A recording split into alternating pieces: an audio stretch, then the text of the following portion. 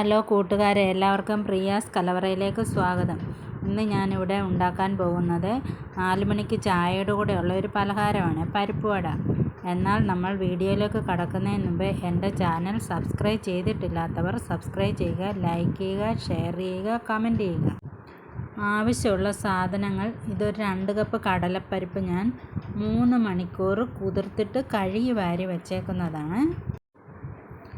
ഒരു വലിയ സവാള പൊടിയായിട്ട് അരിഞ്ഞത്, 2 ചുവന്ന മുളക് പൊടിയായിട്ട് അരിഞ്ഞത്, 2 പച്ചമുളക് അരിഞ്ഞത്, ചെറിയൊരു കഷ്ണം ഇഞ്ചി, കുറച്ച് കറിവേപ്പില പൊടിയായിട്ട് അരിഞ്ഞത്, പിന്നെ ആവശ്യത്തിന് ഉപ്പ്. ഞാൻ പരിപ്പ് ഇതുപോലെ ചതച്ച് വെച്ചിട്ടുണ്ട്. ഫൈനായിട്ടല്ല, എല്ലാവർക്കും അറിയാമല്ലോ വടയ്ക്ക് അരയ്ക്കുന്നത് 1ഉം 2ഉമായിട്ട്. ഞാനത് ഇടയ്ക്ക് മുഴുപരിപ്പുണ്ട്, അതുപോലെ ഞാൻ ചതച്ച് വെച്ചിട്ടുണ്ട്. ഇതിലേക്ക് ചുവന്ന മുളക്, പരിപ്പിൻ്റെ കൂടെ ഞാൻ ഉപ്പും ചേർത്താണ് ചതച്ചത്. അന്നേരം എല്ലായിടത്തും ഉപ്പ് പിടിക്കുക, അതിന് വേണ്ടിയാണ്. പോരായെങ്കിൽ നമുക്ക് പിന്നെ ചേർത്ത് കൊടുക്കാം. ഉള്ളി, കറിവേപ്പില, പച്ചമുളക് ഇതെല്ലാം കൂടി ഇട്ട് മിക്സ് ചെയ്യുക.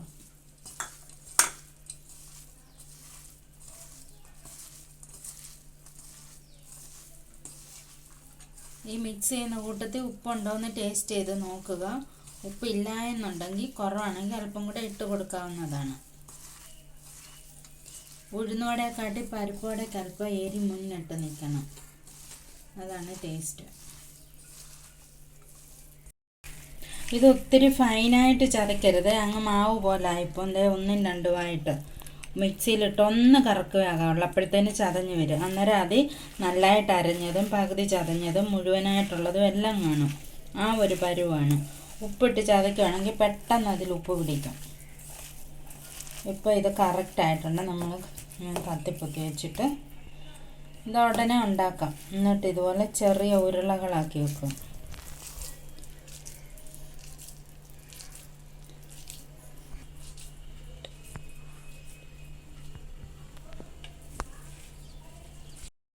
എല്ലാ മാവും ഞാൻ ഇതുപോലെ ഉരുട്ടി വെച്ചു. ഇനി നമുക്ക് എണ്ണയിൽ വറുത്ത് കോരാം. ഇതിൽ എണ്ണ ചൂടാകാൻ വെച്ചിട്ടുണ്ട്. എണ്ണ നന്നായിട്ട് ചൂടായി. ഇനിയും തീ അല്പം കുറച്ചിട്ട് നമുക്ക് നല്ലതായിട്ട് കനം കുറച്ച് പരത്തണം. അന്നേരം നല്ല ക്രിസ്പായിട്ട് വരും. ഇതുപോലെ നല്ല കനം കുറച്ച് പരത്തണം. അന്നേരം ഉള്ളു നല്ലതായിട്ട് വേകുകയും ചെയ്യും, നല്ല ക്രിസ്പായിട്ട് വട എടുക്കുകയും ചെയ്യും. നമ്മൾ വീട്ടിലാകുമ്പോൾ നല്ല ചെറുതായിട്ട് ഉണ്ടാക്കിയാൽ മതി. അന്നേരം നല്ല മൊരിഞ്ഞ് വരുന്ന ചെറിയ തീയിലിട്ട് വറുത്ത് കോരണേ, എന്നാലേ വട നന്നായിട്ട് വേകുള്ളൂ. പുറം നല്ലതായിട്ട് മൊരിയുകയും ചെയ്യും. ഇത് ലോ ഫ്ലെയിമിൽ വെച്ചിട്ട് വേണം ഫ്രൈ ചെയ്യാൻ, അല്ലെങ്കിൽ പുറം പെട്ടെന്ന് കരിയും, ഉള്ളു മൂക്കത്തില്ല.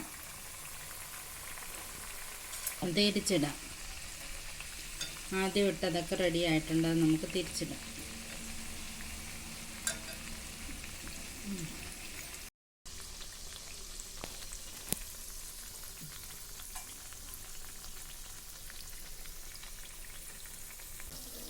ഇപ്പം ഈ വട നന്നായിട്ട് മൂത്തിട്ടുണ്ട്. ഇപ്പം ഞാൻ ഈ വട എടുക്കാൻ പോവാണ്. നന്നായിട്ട് മൂത്തിട്ടുണ്ട്.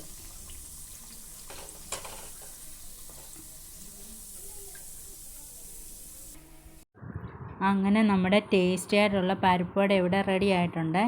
ഇത് നല്ല സ്ട്രോങ് ചായയുടെ കൂടെയോ കട്ടൻ കാപ്പിയുടെ കൂടെ ഒരു പാളാന്തോടനോ പൂവമ്പഴമോ ഉണ്ടെങ്കിൽ സൂപ്പറായിരിക്കും.